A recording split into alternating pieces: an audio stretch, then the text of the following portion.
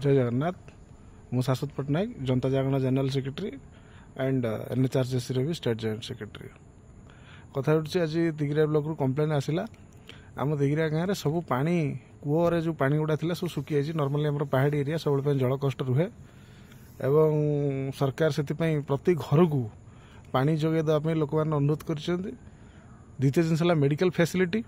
आम पाखे जब सफिसीयंट पैसा नाम दिगिरिया लोक ट्रिटमेंट हो पारे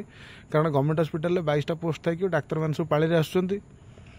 डाक्तर मैंने व्यस्त बहुल लोक सब थी माने ना रोगी की आम यदि नहीं जाए आइदर कटक बड़ मेडिकल जीव ना भुवनेश्वर आसो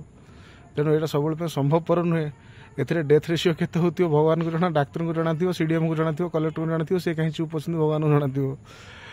तेणु आम मौलिक सुविधा सुजोग दिगिरियावासी वंचित यहाँ सरकार एत गोटा अन्य आम दिगिरिया लोक करने कथा नुह आम कौन आतंकवादी ना माओइस्ट